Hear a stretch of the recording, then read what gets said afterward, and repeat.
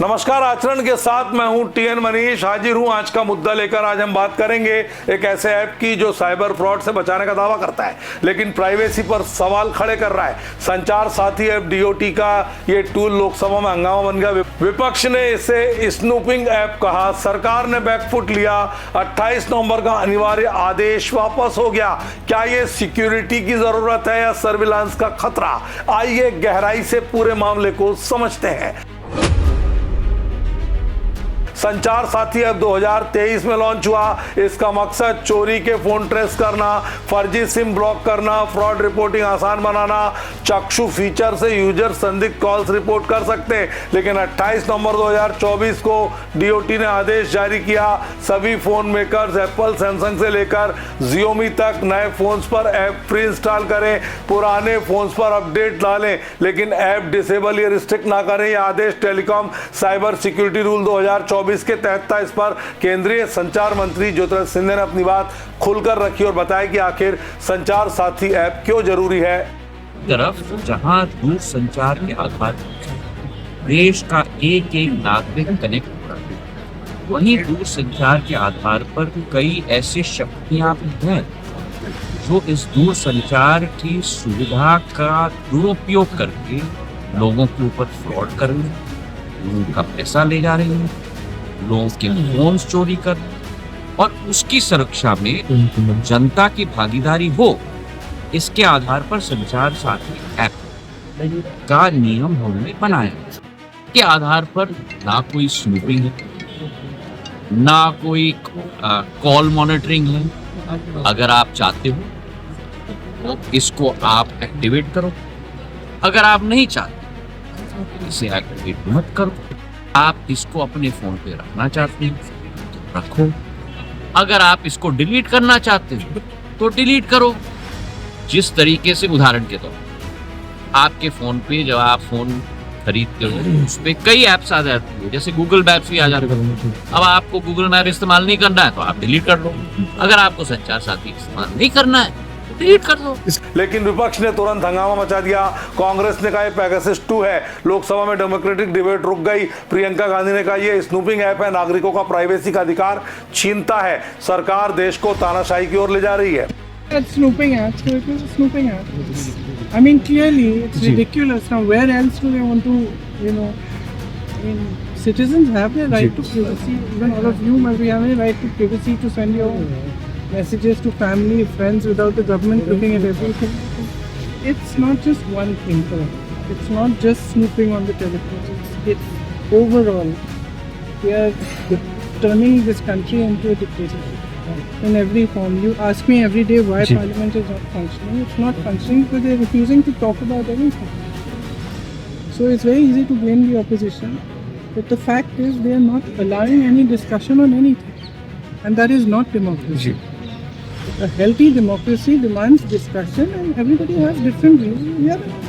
अभी मैंने सबसे बात नहीं की तो आज शाम चर्चा करके decision लेंगे कि हमारा क्या स्टैंड है. But that's a very fine line.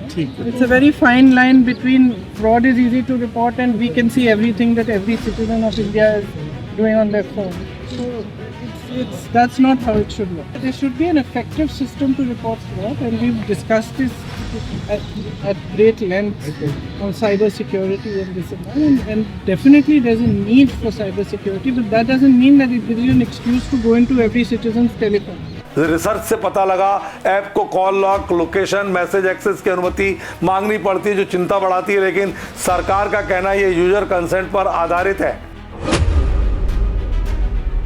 विपक्ष ने इसे बिग ब्रदर सर्विलांस बताया। केसी वेणुगोपाल ने कहा असंवैधानिक, अनइंस्टॉल ना हो सकने वाला गवर्नमेंट ऐप हर भारतीय को मॉनिटर करने का टूल है। रेणुका चौधरी ने लोकसभा में पूछा फ्रॉड रिपोर्टिंग के नाम पर फोन में घुसपैठ क्यों? पेगासस के बाद ये नया हथियार। शिवसेना यूबीटी की प्रियंका चतुर्वेदी ने इसे बिग बॉस सर्विलेंस मूवमेंट कहा।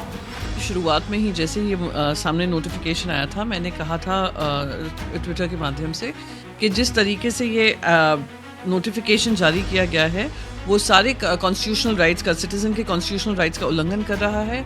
जनता को वो चॉइस नहीं दे रहा है और सारे फ़ोन्स को मैंडेट कर रहा है कि ये प्री लोडेड ऐप आएगा। दुनिया भर में कहीं भी ऐसा कोई ऐप नहीं है जो सरकारी ऐप नहीं है जो प्री लोडेड मोबाइल फ़ोन्स पे आने का मैंडेट दिया हो।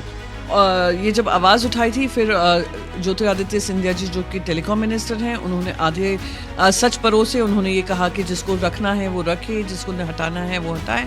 वो भी सरासर गलत था क्योंकि वो प्री लोडेड था और उसके पास सारा एक्सेस था, चाहे आपकी फ़ोटो गैलरी हो, स्टोरेज हो, आप किससे बात कर रहे हैं, क्या बात कर रहे हैं, आपके कॉन्टैक्ट्स हों, सारी ही एक्सेस उस ऐप के पास होता। तो क्योंकि उनके सारे झूठ पर्दाफाश हुआ है और वो देश ने देखा कि किस तरीके से जैसे पत्रकारों पे इन्होंने पेगासस उनके फ़ोनों पे डालने की कोशिश की। विपक्ष के नेताओं के पास ये मैसेज आया था कि स्टेट सर्वेलेंस ऐप लगाए गए हैं, स्टेट स्पॉन्सर्ड सर्वेलेंस हो रहा है। तो अब ये चाह रहे थे कि देश की जनता का डेटा लेकर उसको हार्वेस्ट करके अपने लिए इस्तेमाल कर उसका दुरुपयोग करें। कोई भी कोर्ट ऑफ लॉ में ये अगर स्क्रूटनाइज किया जाता उसको टेक डाउन किया जाता, पर क्योंकि खुद सरकार ने ये समझा है कि उनका झूठ पकड़ा गया है, उसको विड्रॉ किया है। मैं उसको स्वागत करती हूँ।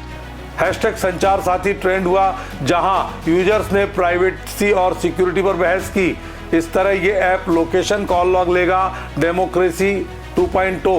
विपक्ष का तर्क मजबूत था क्योंकि सुप्रीम कोर्ट ने प्राइवेसी को फंडामेंटल राइट माना है। लेकिन क्या ये हाइप था? आगे आपको बता रहा हूं।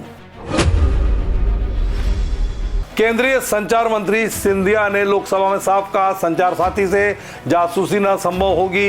ये यूजर सेफ्टी के लिए रजिस्ट्रेशन वैकल्पिक ऐप डिलीट कर सकते। 3 दिसंबर को आदेश वापस ले लिया गया क्योंकि ऐप व्यापक स्वीकृति के साथ आगे बढ़ रहा है। 1.5 crore download, 21.5 crore portal visit, एक दिन में 6 लाख रजिस्ट्रेशन, 10 गुना वृद्धि, सफलताएं 26 लाख चोरी फोन ट्रेस, 7 लाख रिकवर और कई फर्जी connection disconnect, fraud block. Scindia ने कहा, कम जानकारी वाले लोगों तक पहुंच आसान बनाने का मकसद था, अब जरूरी नहीं।